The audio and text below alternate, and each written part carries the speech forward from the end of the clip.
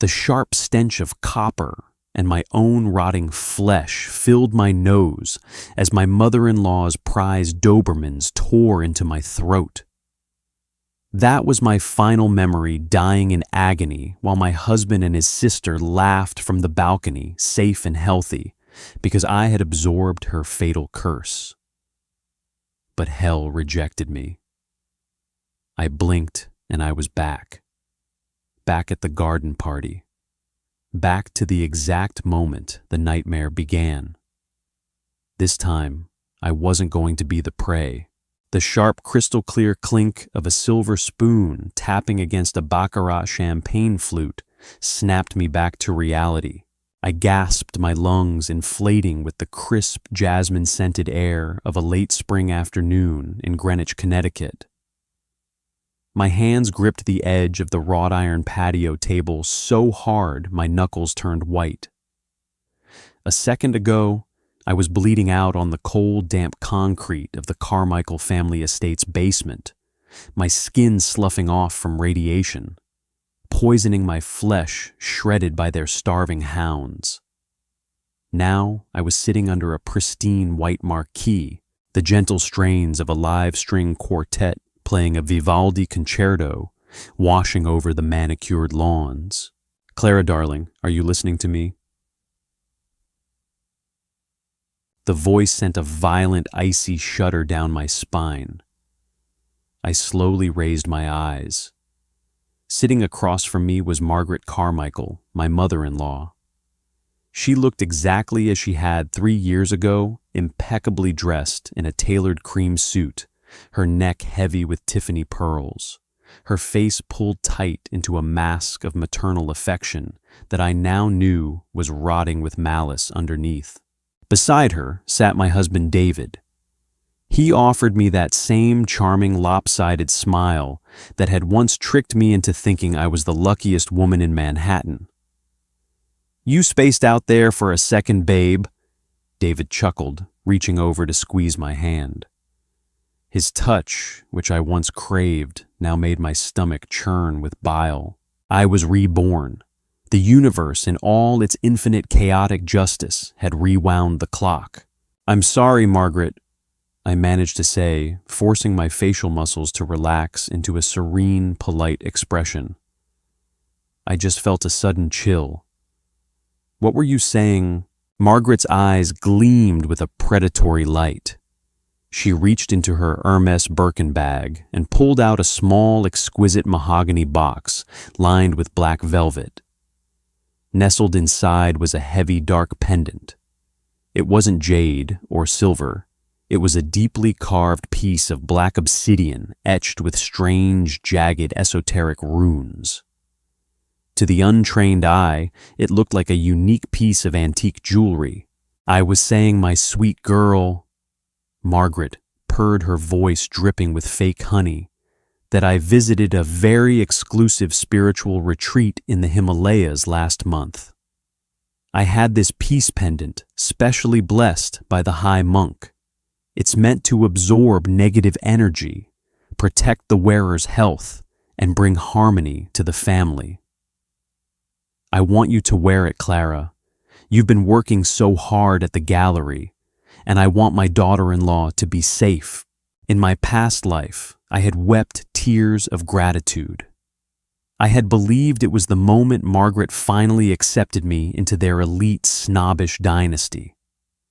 I had fastened the heavy cord around my neck and never took it off. What she didn't tell me, what I only learned when my hair started falling out in clumps, when my white blood cell count plummeted at Mount Sinai Hospital, and when my mind began to slip into a hazy delirium, was the truth behind the pendant. The Carmichaels made their billions in experimental pharmaceuticals. The pendant hadn't been blessed by a monk. It had been steeped in a highly unstable radioactive isotope stolen from a discontinued oncology trial. Even worse, it was coated in a synthetic, microscopic pheromone that Carmichael Pharma had developed for military applications, a chemical designed to trigger immediate, hyper-aggressive, territorial responses in canines. Margaret and David hadn't just poisoned me, they used me as a human sponge. Chloe David's spoiled golden child sister had been diagnosed with a rare aggressive lymphoma. Margaret, a woman who hid a deep obsession with dark occultism and blood magic behind her country club facade, believed that a blood sacrifice could transfer the illness. The pendant was the conduit. The radiation weakened my body to mimic Chloe's decay, and the pheromone ensured that the family's guard dogs would eventually finish the ritual by cleansing the cursed vessel. I had died so Chloe could live, and she had lived. The day the dogs tore me apart, Chloe had been standing on the balcony, drinking a mimosa, her cancer miraculously in remission. "It's beautiful," I said, my voice barely a whisper. I reached out and took the box. The obsidian felt unnaturally heavy, radiating a faint, sickening warmth. "Put it on, Clara," David urged, his eyes intensely focused on my hands. "Mom went through a lot of trouble to get it." From the corner of my eye, I saw Chloe strutting toward us. She was wearing a violently bright red Oscar de la Renta dress, looking pale but smug. In this timeline, her diagnosis was still a closely guarded family secret, but I knew the tumor was already growing in her lymphatic system. "Yeah, Clara," Chloe sneered, swirling a glass of Pinot Grigio. "Don't be ungrateful. Wear it. Let it soak up all your bad vibes." I looked at the three of them, the architects of my slaughter. I wouldn't dream of taking it off. I smiled, a genuine, terrifying smile that they were too arrogant to decipher. I lifted the pendant and slipped the thick silk cord over my head. The moment the cold stone touched my collarbone, I saw Margaret and David exchange a fleeting, triumphant look. "Perfect," Margaret whispered. "I just need to use the restroom to fix my makeup," I announced, standing up quickly. "I want to make sure I look perfect for the family photos later." "Don't take too long," David said, dismissively, already turning his attention back to his mother. As I walked away from the marquee, feeling the heavy, cursed stone bouncing against my chest, a dark, venomous joy bloomed in my heart. They wanted a sacrifice. They were going to get one. I bypassed the opulent guest bathrooms on the first floor of the estate and slipped through the caterer's hallway, pushing out through the heavy service doors. The sprawling backyard of the Greenwich property was separated from the dense, untamed Connecticut woods by a massive wrought iron perimeter fence. I pulled a pair of heavy gardening gloves from a utility closet on my way out. I knew the rules of the chemical. The canine aggression pheromone was masked by a heavy layer of synthetic jasmine oil, the exact same bespoke perfume Margaret forced everyone in the family to wear, claiming it was her signature scent. In my past life, the dogs attacked me because the radioactive stone heated up against my skin, vaporizing the pheromone and broadcasting it into the air. I didn't have much time. The estate's actual guard dogs, the trained Dobermans, were currently locked in the climate-controlled kennels on the other side of the property. But I didn't need them. Over the past 3 weeks, the affluent neighborhood of Meadow Lane had been terrorized by a massive feral stray. It was a monstrous mix of Rottweiler and Mastiff, heavily scarred and half-starved. It had escaped from an illegal fighting ring that was busted in Bridgeport. The local animal control had been trying to catch it for days. I knew exactly where it hid during the day, because in my previous life, it had broken into the Carmichael estate to scavenge through the catering trash during this very party. David had shot at it with a rifle, laughing as it limped away. I practically jogged down the gravel path toward the catering dumpsters near the service gates. The smell of discarded filet mignon and roasted duck hung heavy in the air. There it was. Crouching in the shadows between two massive industrial bins was the beast, It was easily 120 pounds of muscle bone and trauma. Its coat was matted, and its eyes burned with a terrified, dangerous yellow fire. As I approached, a low, rumbling growl vibrated from its chest, vibrating through the soles of my Jimmy Choo heels. Shh, I cooed softly. I didn't feel fear. After experiencing the feeling of my throat being ripped out, a cornered stray dog held no terror for me. I felt a strange kinship with the creature. We were both discarded, both abused, both meant to be collateral damage for the rich and cruel. I reached into the pocket of the chef's apron I had swiped from the hallway and pulled out a massive raw bone and ribeye steak I had taken from the prep counter. I tossed it gently onto the grass halfway between us. The dog's growl hitched. Hunger won over caution. It lunged forward, snapping up the expensive meat in one massive bite, swallowing it almost whole. As it chewed the bone, distracted and desperate, I took the pendant off my neck. Using my heavily gloved hands, I unfastened the thick silk cord. The dog looked up at me, freezing its massive jaws, paused. "I'm not going to hurt you," I whispered, stepping closer. "But we are going to teach them a lesson." I tossed another piece of meat closer to my feet. The beast approached its head, lowered eyes darting. As it tore into the second steak, I knelt down. I moved slowly, deliberately. I reached out and carefully looped the silk cord around the dog's thick, scarred neck, tying it securely into the remnants of a frayed leather collar it already wore. The heavy obsidian pendant nestled right against the dog's throat. Almost immediately, the animal stiffened. The heat of the dog's body began to warm the cursed stone. I could literally smell the sharp, acrid chemical undertone piercing through the heavy jasmine masking scent. The military-grade pheromone was activating. The dog's eyes dilated, snapping from a dull yellow to pitch black. The terrified scavenging stray was vanishing, replaced by something chemically driven to absolute berserk rage. I quickly backed away, stripping off the gloves and tossing them into the dumpster. "Go!" I commanded, pointing toward the sprawling lawns where the garden party was in full swing. The dog didn't need any encouragement. The pheromone was driving it insane, triggering an instinctual need to hunt and destroy whatever smelled like the source. And the source's masking scent, the heavy, cloying jasmine, was currently radiating in massive waves from the VIP section of the marquee. Specifically from Chloe, who was known to bathe in the bespoke perfume her mother imported from Grass.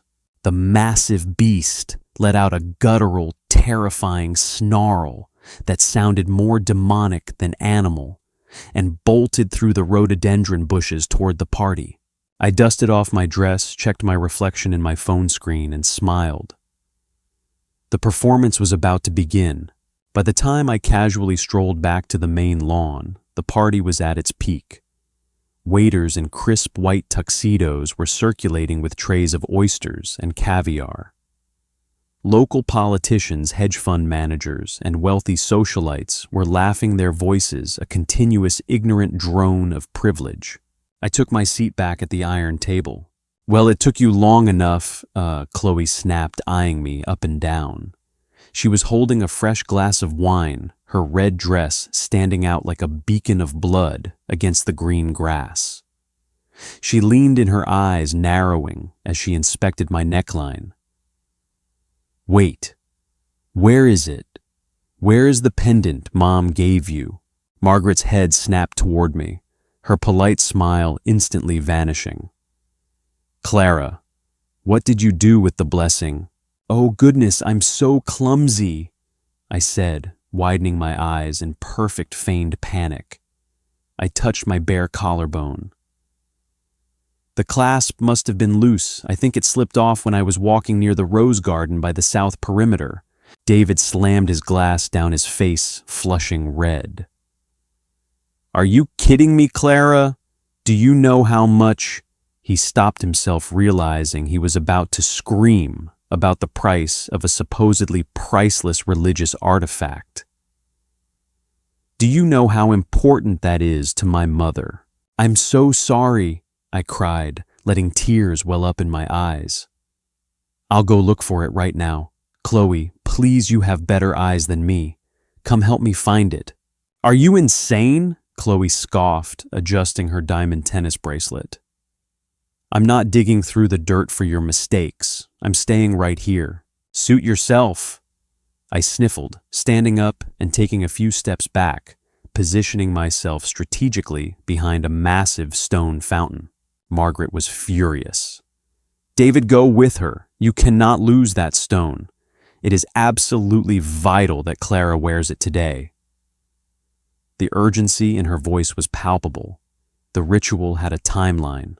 But before David could even stand up, the string quartet abruptly stopped playing. A horrifying guttural roar ripped through the elegant chatter. It didn't sound like a dog. It sounded like a lion that had been set on fire. The crowd parted in a panic. Bursting through the meticulously curated hydrangeas was the stray. But it wasn't just a stray anymore. The chemical reaction from the pendant swinging wildly against its chest had turned it into a hyper-aggressive killing machine. Foam flew from its jowls, its muscles were corded and bulging, and its eyes were locked onto a single target: the scent. The beast's head swiveled its chemically rotted brain, tracking the overwhelming stench of the jasmine perfume. And sitting at the center of the patio, radiating the scent like a lighthouse, was Chloe. "What the hell is that?" David screamed, stumbling backward over his chair. "Shoo, get away!" Margaret shrieked, throwing a silver tray of canapes at the beast. It didn't even flinch. The dog locked eyes with Chloe. For a split second, the spoiled heiress was frozen, her mouth open in a perfect O of terror, the wine glass slipping from her hand and shattering on the pristine white flagstones. Then the dog launched itself. It cleared the distance in 3 massive bounds. Chloe's first scream was piercing, a sound that would echo through the elite circles of Greenwich for decades. The dog hit her squarely in the chest, the sheer force of the 120-pound animal throwing her backward over the wrought iron table. "Chloe!" Margaret wailed, a sound of absolute soul-shattering horror. The scene erupted into absolute bedlam. Wealthy men in custom suits were shoving their wives out of the way to flee. Waiters dropped trays of expensive champagne, the crystal shattering in a cacophony of panic. But I didn't run. I stood calmly behind the safety of the stone fountain, watching as the universe righted its wrongs. The dog was relentless.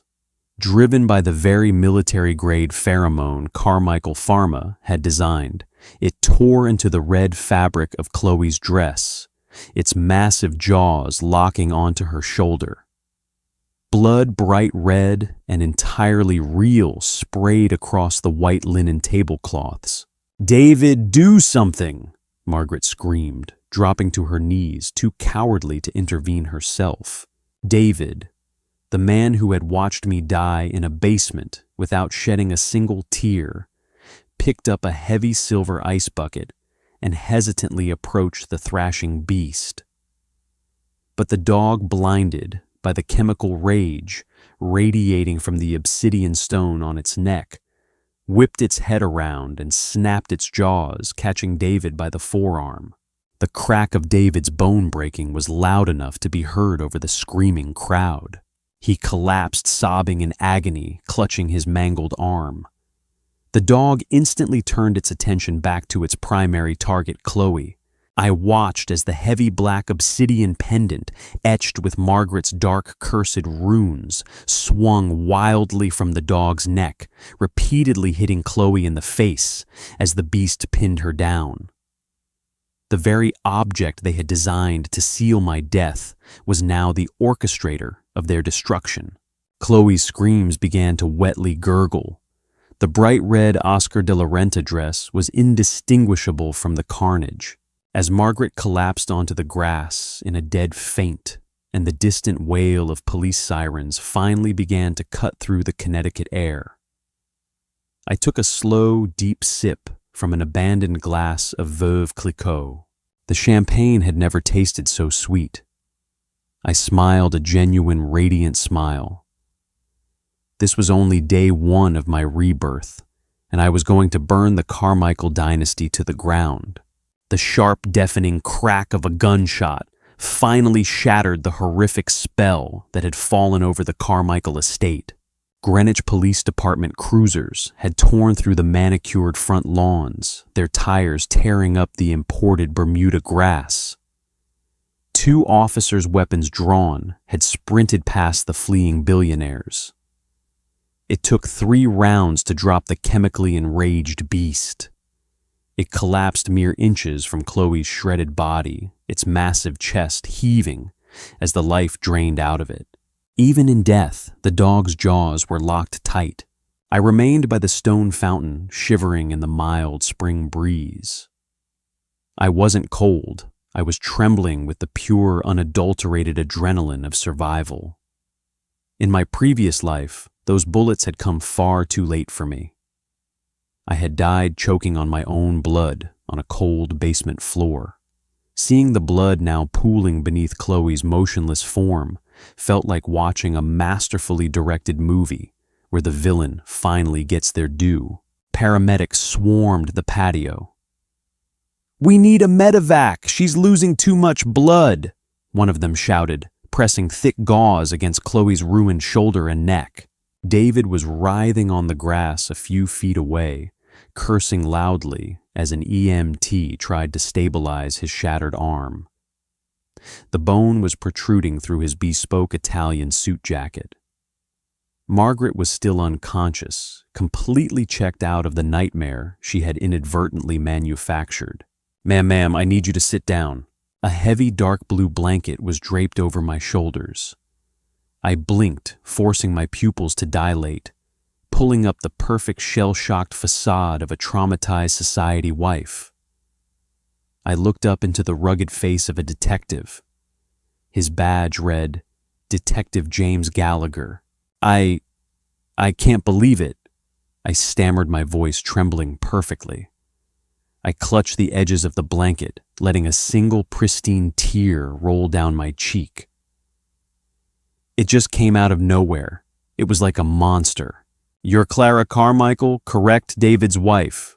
Detective Gallagher asked, clicking his pen and opening a small notepad. "Did you see where the animal breached the perimeter?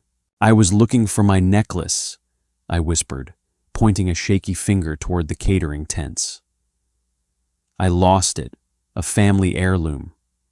I went to the edge of the woods. I heard rustling in the dumpsters. I thought it was a raccoon. Then that thing just sprinted past me. It smelled so terrible, Detective, like rotting meat and chemicals." Gallagher frowned, jotting something down.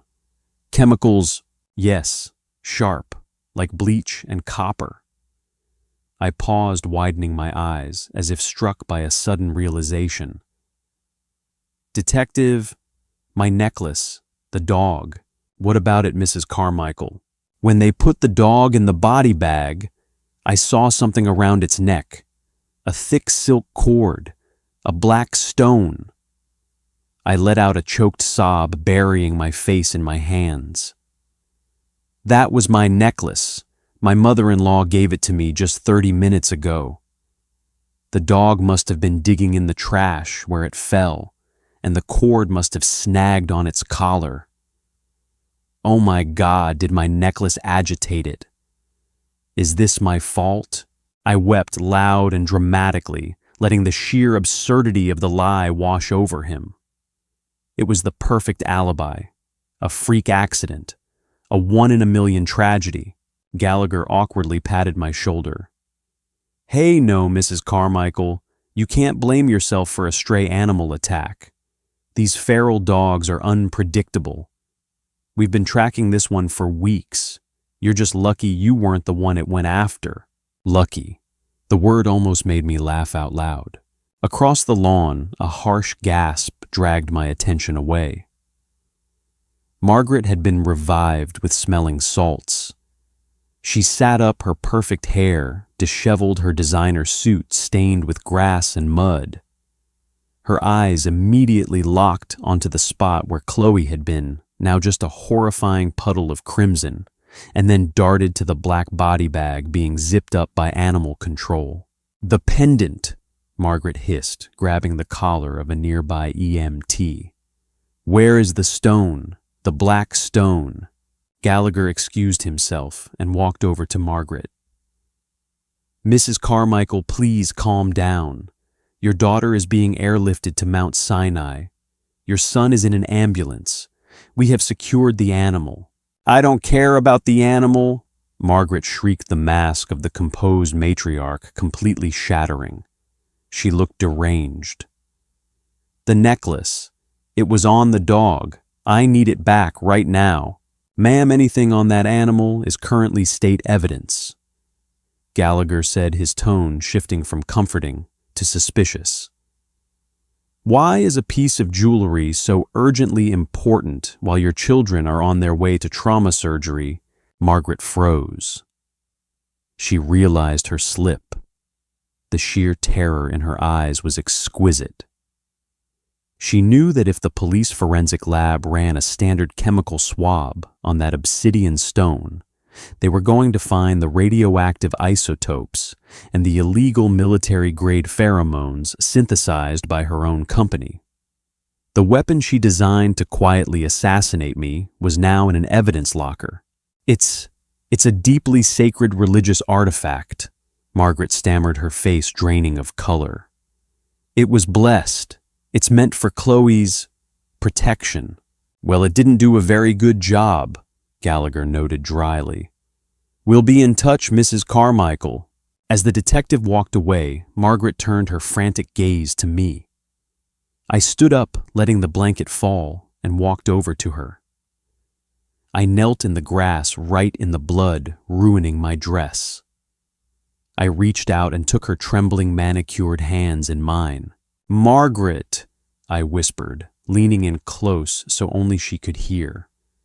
My voice was gentle, but my eyes were dead, reflecting the monster she had turned me into. "Don't worry, I'm sure God has a plan for all of this." Margaret shuddered, staring at me as if she was seeing a ghost. And in a way, she was. The sterile, bleach-heavy air of Mount Sinai's intensive care unit was a sharp contrast to the floral opulence of Greenwich. For 3 days, the Carmichael family essentially bought the entire wing, flooding it with private security and high-priced lawyers attempting to manage the PR disaster. I played my part flawlessly. I was the doting, traumatized wife. I brought David homemade soups that he couldn't eat because of the heavy narcotics pumping through his veins. I sat by Chloe's glass-walled room, watching the steady rhythm of the ventilator keeping her alive. Chloe's face was heavily bandaged. The surgeons had managed to save her eye, but the left side of her jaw had been crushed by the dog's bite. The irony was poetic. The cancer growing in her lymph nodes had been the Carmichael family's greatest secret, but now her body was fighting a massive infection from the feral dog's saliva. The trauma had completely compromised her already fragile immune system. "Clara?" I turned from the glass to see David sitting in a wheelchair, his arm hoisted in a complex metal traction device. He looked horrible. His skin was gray, and the arrogant swagger he usually carried himself with was entirely gone. "David, sweetheart, you shouldn't be out of bed." I rushed to him, gently touching his uninjured shoulder. "I need to see her," he rasped, staring through the glass at his sister, his eyes filled with tears. "This is a nightmare. This wasn't supposed to happen." "No," I thought, suppressing a smirk. I was supposed to be the one in a body bag, and you were supposed to be planning my funeral while sleeping with your secretary. We'll get through this, I said, soothingly. Your mother is talking to the doctors right now. Down the hall, Margaret was indeed talking to the doctors. She had cornered Dr. Jonathan Hayes, the chief of surgery and trauma. I wheeled David closer, keeping myself just out of Margaret's line of sight, listening intently. I don't care what it costs, Dr. Hayes. You will bring in the best plastic surgeons from Geneva if you have to. Margaret was demanding, her voice tight with exhaustion and panic. Dr. Hayes, a stoic man with silver hair who wasn't easily intimidated by wealth, crossed his arms. Mrs. Carmichael aesthetics are the least of our concerns right now. Chloe is fighting a massive, unprecedented infection. And frankly, we're seeing some highly alarming anomalies in her blood work. Margaret went rigid. Anomalies? What kind of anomalies? Her white blood cell count is practically non-existent, Dr. Hayes explained, looking at his tablet. At first, we assumed it was a response to the trauma and the feral dog bite. But we ran a deeper toxicology screen. Mrs. Carmichael, Chloe's cellular degradation mimics acute radiation exposure, and there were traces of an unidentified synthetic chemical compound deep in the tissue wounds on her neck. The police laboratory called me an hour ago. They found the exact same chemical soaked into the black pendant that was embedded in the dog's collar. I watched David's good hand grip the armrest of his wheelchair so hard his knuckles popped. He knew. They both knew the net was closing in. That's absurd, Margaret stuttered, taking a step back. Radiation. We live in Connecticut, not Chernobyl. The dog must have been digging in toxic waste. The pendant is just a piece of rock. The police are taking this very seriously, Dr. Hayes warned, softly. The CDC has been notified about the chemical compound. They believe it might be a proprietary military-grade substance. Carmichael Pharma holds several defense contracts, do they not? Margaret's face turned an ugly shade of magenta. Are you accusing my company of poisoning my own daughter? She hissed. I will have your medical license revoked, Dr. Hayes. I will buy this hospital and turn it into a parking lot. She stormed off her heels, clicking furiously against the linoleum. I wheeled David back to his room. He was shaking. The painkillers were wearing off, and the reality of their botched murder plot was setting in. David, are you okay? You look like you're going to be sick, I said, pouring him a cup of water. I'm fine. He snapped, his temper flaring. He grabbed his phone from the bedside table with his good hand, clumsily trying to unlock it. I need to call our corporate lawyers. Mom is losing her mind. If the police trace that pheromone back to our R&D labs. He stopped, realizing he was talking out loud to me. I mean, if they try to frame our company. Frame you? I asked innocently. David, what are you talking about? What pheromone? Nothing, Clara, just leave me alone for a minute, okay? My arm is killing me. Of course, I said, leaning down to kiss his sweaty forehead. I'll go get the nurse to up your morphine. As I stepped out of the room, I caught sight of his phone sliding off the bedsheets onto the floor.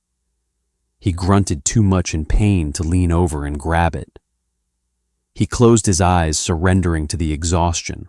I didn't go to the nurse's station immediately. I slipped back into the room, silent as a shadow, and picked up the device. David used a simple 4-digit passcode, my birthday. How romantic. I unlocked the phone and navigated straight to his private encrypted email app. I had spent the last 3 years in my past life believing David was a hard-working CEO. Now I knew he was just as dirty as his mother. I searched the archives for the keyword isotope and Project Hound. Bingo. Dozens of emails between David Margaret and their lead chemist detailing the extraction of the radioactive isotope and the synthesis of the aggression pheromone. There were even notes about how the combination would slowly degrade a human host while masking the scent until activated by canine proximity. It was the blueprint for my murder. I didn't hesitate. I drafted a new email, attached the entire thread, and typed in the address of Sarah Jenkins, a notoriously ruthless investigative journalist for the Washington Post, who had been trying to expose Carmichael Pharma's shady FDA practices for years. Subject: the truth behind the Greenwich dog attack. Check the attachments. The beast was manufactured. I hit send. Then I permanently deleted the sent email from David's outbox and quietly placed the phone back on his bedside table. The bomb was planted. It was only a matter of time before it detonated. 2 weeks later, the Carmichael estate felt like a mausoleum. Chloe was finally out of the hospital, but she was a ghost of her former self. Confined to a wheelchair, her face hidden behind a thick silk veil, to obscure the extensive scarring, she refused to speak to anyone. The cancer, accelerated by the trauma and the radiation exposure she suffered during the attack, was spreading fast. The karma of her own dark magic had circled back and struck her with double the force. David was heavily medicated, pacing his home office with his arm in a sling, constantly screaming at his PR team on speakerphone. The media storm had hit. Sarah Jenkins had published a bombshell expose in the Washington Post. The headline, "Billionaire Blood Sport, Did Carmichael Pharma Engineer the Beast That Mauled Its Heiress?" was plastered across every news network. The article detailed leaked emails proving the company had illegally synthesized an aggression-inducing pheromone and weaponized a radioactive isotope. The SEC had suspended trading of Carmichael Pharma stock. The FBI had raided their corporate headquarters, and in the center of it all, Margaret was unraveling. I found her in the sprawling dark mahogany library. The curtains were drawn tight against the afternoon sun. The room smelled heavily of burning sage and melting beeswax. Margaret was kneeling on the Persian rug in front of the fireplace, clutching a leather-bound book filled with esoteric symbols. "Margaret," I called out softly, standing in the doorway. She flinched violently, snapping the book shut. She looked exhausted. Her skin was sallow, and dark circles dragged down her eyes. The polished, terrifying matriarch was gone, replaced by a paranoid, desperate old woman. "What do you want, Clara?" she rasped, not looking at me. "I brought you some tea," I said, setting a porcelain cup on the side table. "You haven't eaten all day. The lawyers called again. They said the police obtained a warrant for the basement." Margaret's head whipped toward me. "The basement? No. No, they can't go down there. The altar, the remnants of the ritual." She began to hyperventilate, pressing her hands to her temples. "The curse was supposed to be transferred. It was supposed to be you. The monk said the vessel would absorb it." She was losing her grip on reality, openly confessing her sins to the very woman she tried to kill. "Margaret, what are you talking about?" I asked, feigning absolute terrified confusion. I took a step back, playing the frightened daughter-in-law. "A ritual, a curse. You stupid girl!" Margaret spat, struggling to her feet. She pointed a shaking manicured finger at me. "The pendant, you were supposed to wear the pendant. If you hadn't taken it off, if you hadn't lost it in the dirt, Chloe would be cured. You were the sacrifice." I let out a dramatic gasp, covering my mouth. You tried to kill me to save Chloe. You are nothing!" Margaret screamed, her voice echoing off the high ceilings. "You come from a pathetic middle-class family. You were bred to be a vessel for our legacy. I engineered everything. I put the pheromone on the stone. I brought the dogs to the estate. I stood there letting her scream, letting her confess every dark, twisted detail of her premeditated murder plot. I let tears stream down my face, shivering in mock terror. But beneath my trembling hands, my thumb pressed a button on the side of my dress pocket. My phone was recording every single word. "You're a monster!" I whispered, my voice thick with fake tears. "I am a Carmichael!"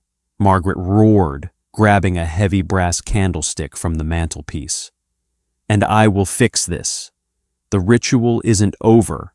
I can still transfer the rot from my daughter to you. I just need your blood."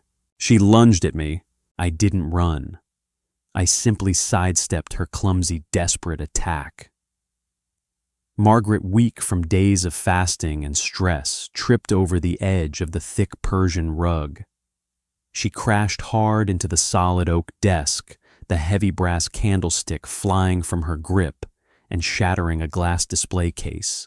She collapsed on the floor, groaning in pain, clutching her ribs. "Margaret!" I cried out, rushing to her side, playing the saint to the very end. "Oh my God, hold still. I'll call an ambulance."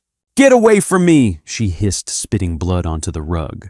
Suddenly, the heavy double doors of the library flew open.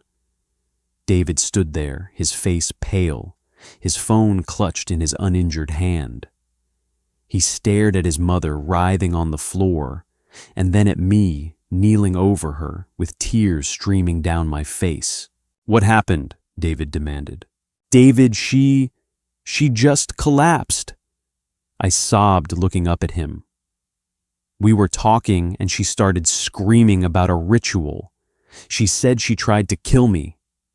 David, she said she put a chemical on the necklace to make the dog attack me."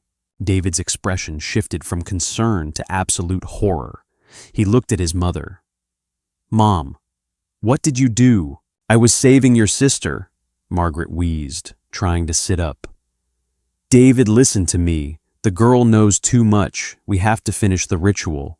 David took a step back, shaking his head.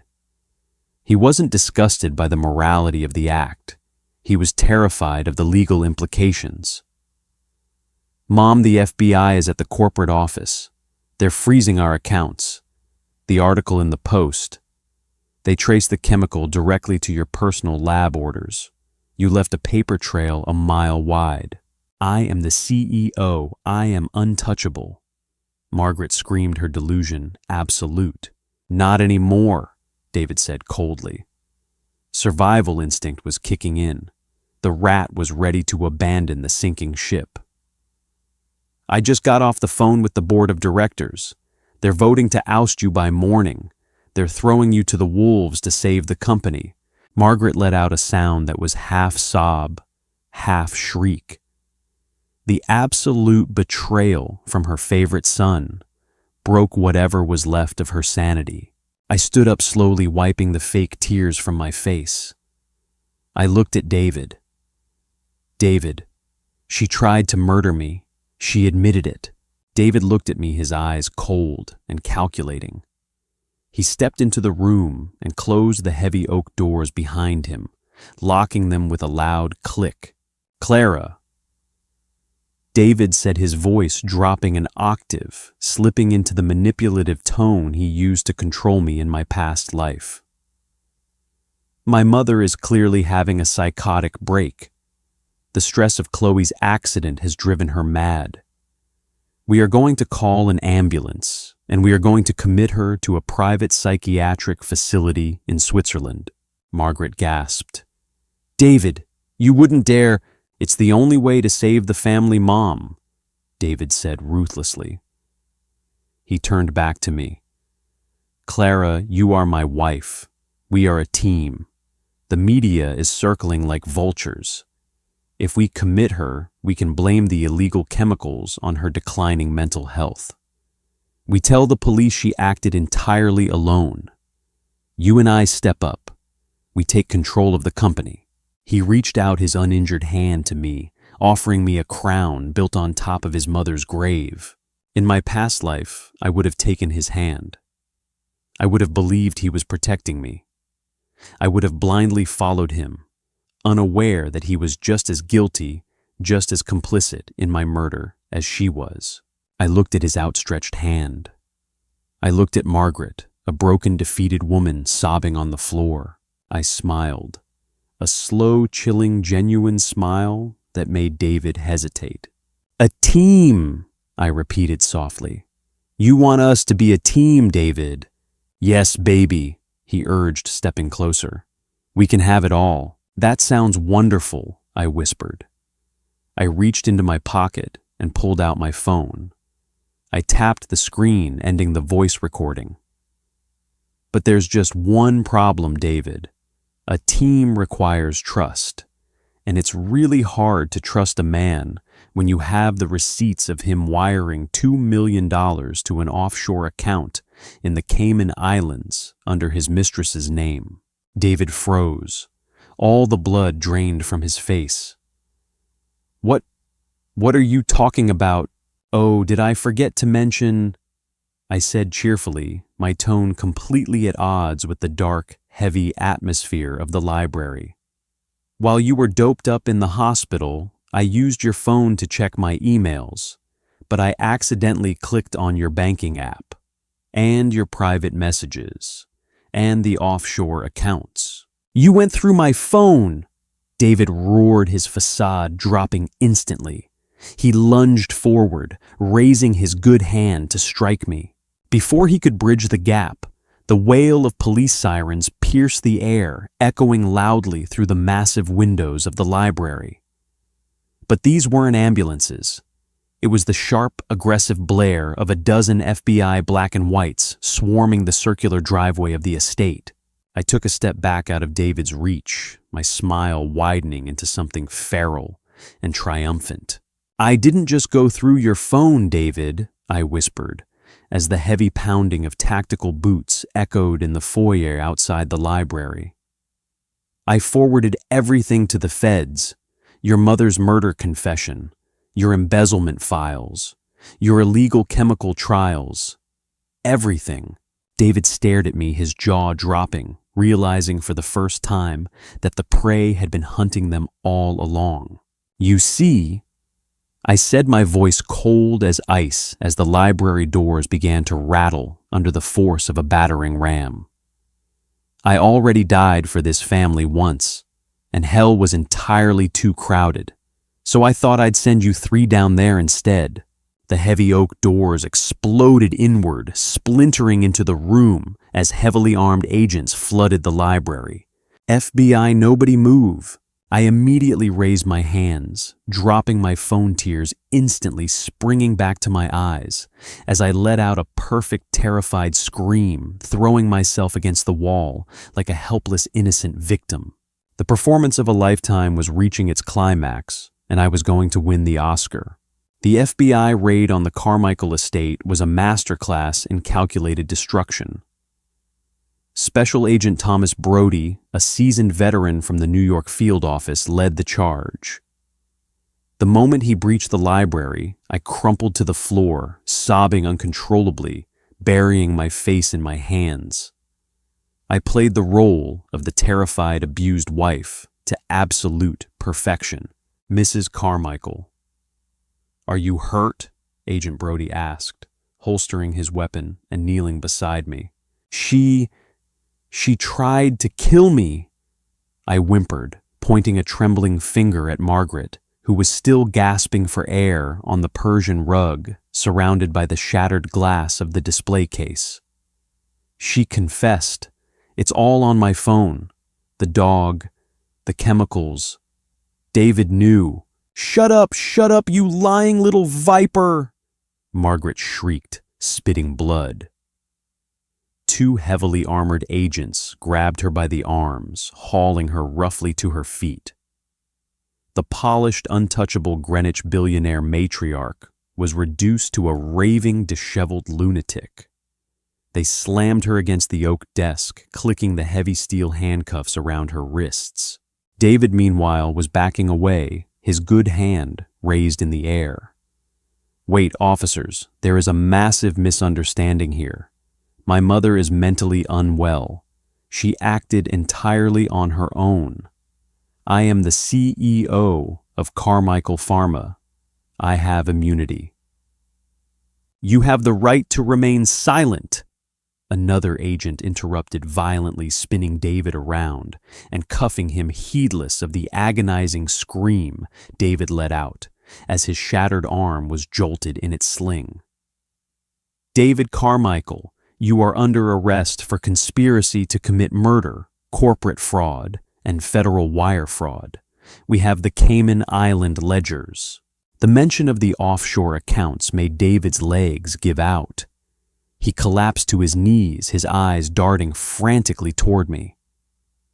I peeked through my fingers, ensuring he saw the absolute cold, dead-eyed smirk that flashed across my face for a fraction of a second before I resumed my theatrical sobbing. They dragged them out through the grand foyer. The scene outside was pure chaos. The sprawling driveway was lit up by the flashing red and blue lights of over a dozen cruisers and black SUVs. Local news helicopters were already circling overhead, their spotlights cutting through the Connecticut twilight. The neighbors, the hedge fund managers, the socialites, the politicians were standing at the edges of their manicured lawns in their silk pajamas, watching the mighty Carmichael dynasty get hauled away like common street thugs. I was escorted out wrapped in a foil shock blanket, playing the traumatized survivor for the cameras. The next 48 hours were a blur of depositions and media explosions.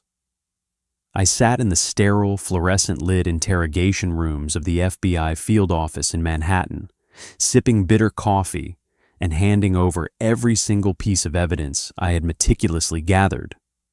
I gave them the audio recording of Margaret's confession. I gave them the decrypted emails regarding the military-grade pheromone. And I handed over David's financial records, exposing the $2 million he had embezzled to hide his affair.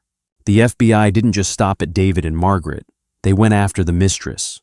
Jessica Lawson was a 24-year-old former model who worked as David's executive assistant. When the feds kicked down the door of her luxury Tribeca apartment, paid for by Carmichael Pharma funds, she folded like a cheap lawn chair. To avoid a 10-year sentence for accessory to wire fraud, Jessica handed over her own text logs with David. Messages where David complained about his useless wife and how he couldn't wait for his mother's project to be finished so he could inherit my life insurance policy and run away with Jessica. David had tried to pin everything on his mother to save himself, but Jessica's texts proved he had premeditated knowledge of my intended murder. The Southern District of New York, SDNY, hit the family with a 50-page indictment. The RICO charges alone were enough to put them away for life. The SEC officially delisted Carmichael Pharma, and the stock crashed from $140 a share to literal pennies overnight. The board of directors immediately filed for bankruptcy to shield their own assets, leaving the Carmichael family entirely exposed to the financial and legal fallout. Margaret was denied bail.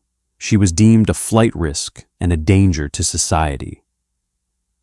The woman who wore Tiffany pearls to breakfast was stripped naked, hosed down, and locked in a concrete cell at the Metropolitan Detention Center in Brooklyn. I heard from my assigned victim advocate that Margaret spent her first night screaming at the concrete walls, demanding her bespoke jasmine perfume, and threatening to curse the prison guards with dark magic. They put her in a straitjacket and moved her to the psychiatric ward. David, nursing his broken arm, was also denied bail. He sat in a cell, his empire burned to ashes, betrayed by his mistress, and outplayed by the wife he thought was nothing more than a disposable pawn. But there was still one Carmichael left to deal with. The one who had stood on the balcony and laughed as the dogs tore me apart in my past life. It was time to visit Chloe. Mount Sinai Hospital was eerily quiet at 2 in the morning. I wore a long black cashmere coat, my heels clicking softly against the freshly waxed linoleum floors of the intensive care unit. The private security detail the family had hired was gone. Their checks had bounced the moment the feds froze the Carmichael accounts. Now there was only a single-board NYPD officer sitting outside Chloe's door, placed there, because Chloe was technically a material witness to the dog attack. "I'm Clara Carmichael, her sister-in-law," I whispered to the officer, flashing my ID and offering a sad, watery smile. "The doctors called. They said it's a matter of hours. I need to say goodbye." The officer, a young rookie who had probably watched the news, looked at me with deep pity. "Go ahead, Mrs. Carmichael. I'm so sorry for everything your family put you through. You're a saint for even coming here." "Family is family," I murmured, pushing open the heavy glass door. The room smelled of antiseptic necrotic flesh and impending death. The rhythmic beep of the heart monitor was the only sound. Chloe looked like a corpse that hadn't gotten the memo yet. The massive infection from the feral dog's saliva had ravaged her system, synergizing violently with her aggressive lymphoma and the radiation exposure from the pendant. Her skin was a ghastly translucent yellow, stretched tight over her skull. The left side of her face was wrapped in thick, foul-smelling bandages. Tubes ran in and out of her throat, her arms, her chest. She was awake. Her one good eye, bloodshot and wide with terror, tracked me as I walked into the room. I pulled up a plastic chair and sat right next to her bed. I didn't cry. I didn't pretend. The saintly facade dropped the second the door clicked shut behind me. "Hello, Chloe," I said, my voice smooth and icy cold. Her monitor beeped a little faster. She tried to move her jaw to speak, but the reconstructive wires held it shut. She could only let out a pathetic wet wheeze. "Don't try to speak. Just listen." I leaned in, resting my elbows on the edge of her mattress. "Your mother is in a padded cell in Brooklyn. She's facing life without parole. David is in federal lockup. His mistress sold him out to the FBI to save her own skin.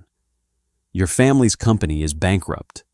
The estate in Greenwich is being seized by the government to pay off the massive civil lawsuits." Chloe's eye widened, tears of absolute despair pooling in the corners. She began to thrash weakly, a low whine vibrating in her chest. "Shh," I hushed her gently, reaching out to stroke her sweaty, thinning hair. She flinched as if my touch burned her. "I just wanted you to know how it all ends before you go. But more importantly, Chloe, I wanted you to know why it ended this way."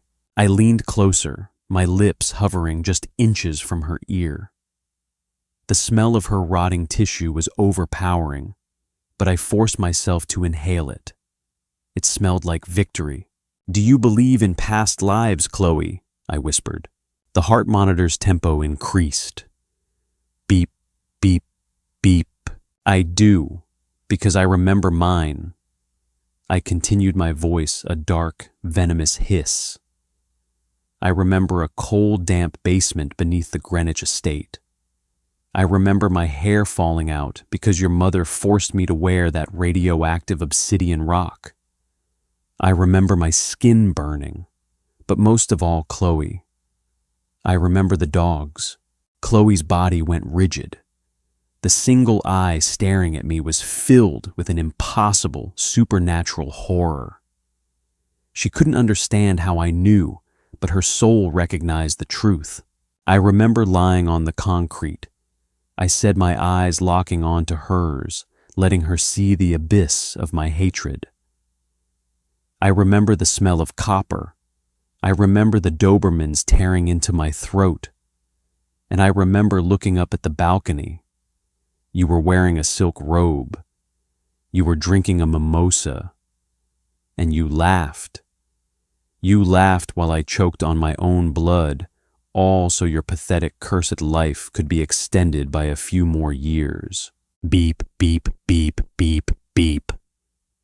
The machine was practically screaming now. You thought you were a god. I smiled, a terrifying, predatory grin. You thought you could use dark magic to steal my life. But the universe doesn't like unpaid debts. Hell rejected me, Chloe. It sent me back. It sent me back to the exact moment your mother handed me that pendant. And this time, I made sure the dog found the right owner.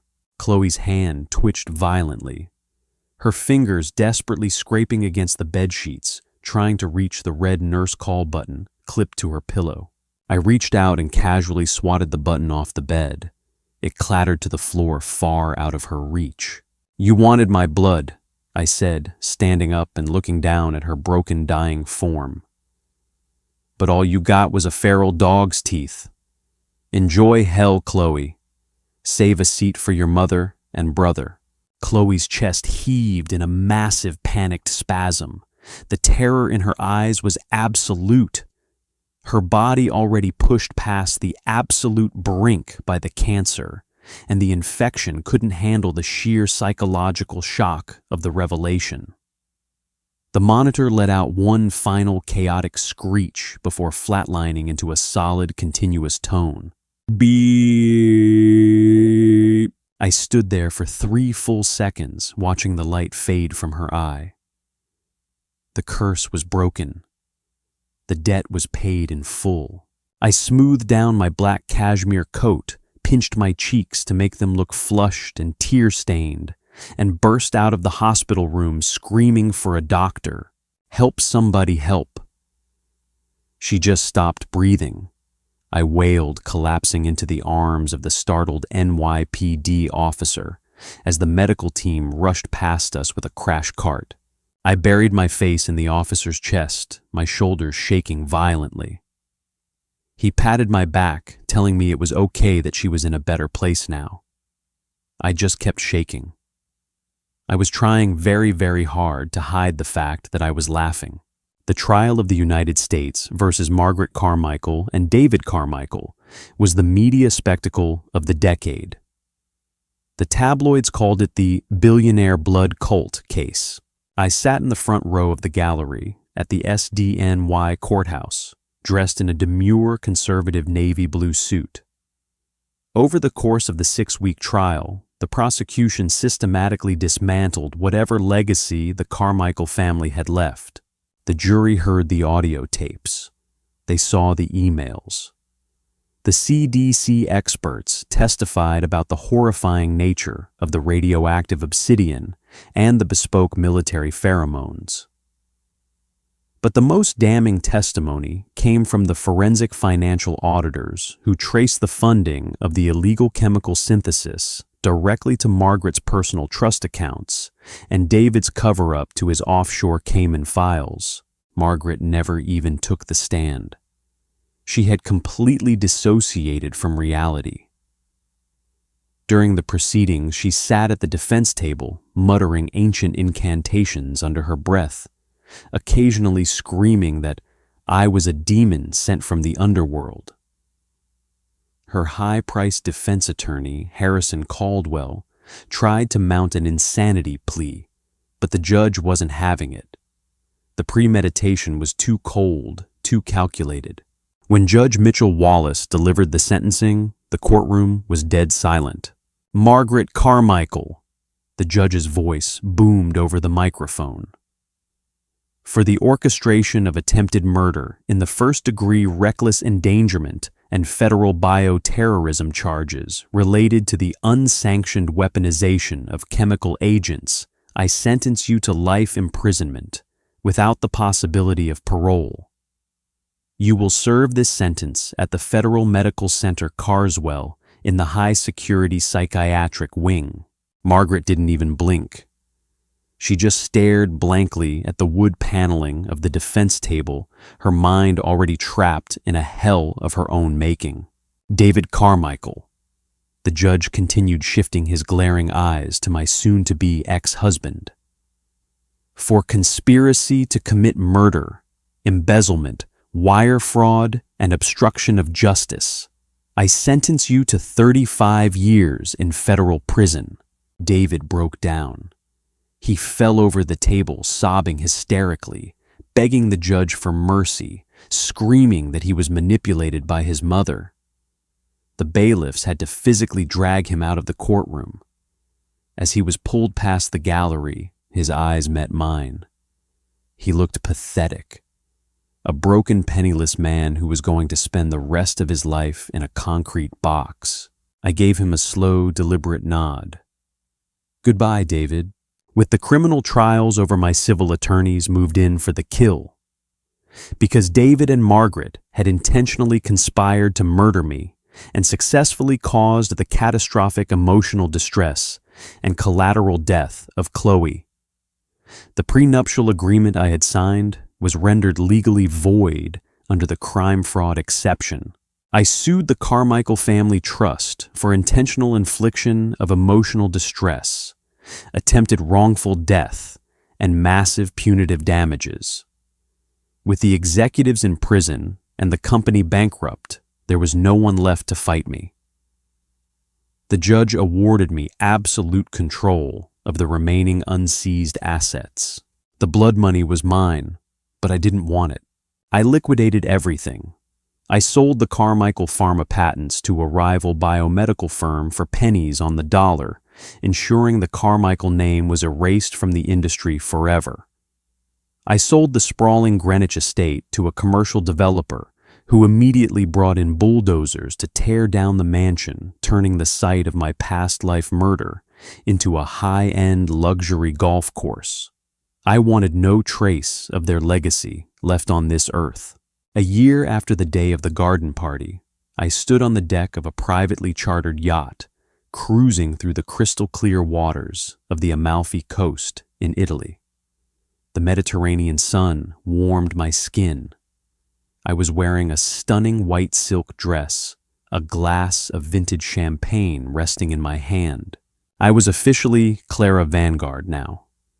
I had dropped their disgusting surname the moment the divorce papers were finalized by a proxy judge while David sat in his cell.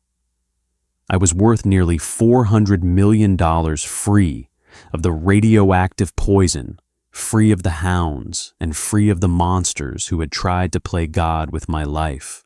In my other hand, I held a small, heavy lead-lined box. The FBI had returned my stolen jewelry after the trial concluded, deeming the case closed.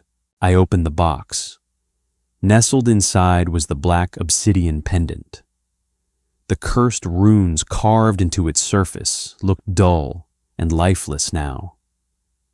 Without the heat of a human body, without the pheromone masking scent, it was just a rock. A pathetic, ugly little rock that had caused so much suffering. I walked to the railing of the yacht. The water below was a deep, impossible blue, plunging thousands of feet into the dark abyss. I didn't say a prayer. I didn't make a wish. I simply turned the box over. The heavy black stone tumbled through the air, catching the sunlight for one brief second before it hit the surface of the water with a quiet plink. I watched it sink, tumbling down into the dark, crushing pressure of the ocean floor, where it would remain buried for the rest of eternity. I took a sip of my champagne, letting the crisp, sweet bubbles dance on my tongue. I closed my eyes and listened to the sound of the ocean, the gentle breeze, the absolute unbroken peace of my new life. Hell had rejected me, and in return, I had brought hell to them. I was reborn, I survived, and I won. Wow, talk about the ultimate revenge. Clara didn't just survive, she completely dismantled the billionaire Carmichael empire and made sure David, Margaret, and Chloe paid for every single sin. What was your favorite moment of Clara's brilliant, ruthless karma? Let us know in the comments below. If this story had your heart racing and you love seeing toxic families get exactly what they deserve, smash that like button. Right now, don't forget to share this dramatic rebirth story with your friends. And subscribe to the channel for more crazy, satisfying revenge stories. Ring the notification bell so you never miss an upload. See you in the next video.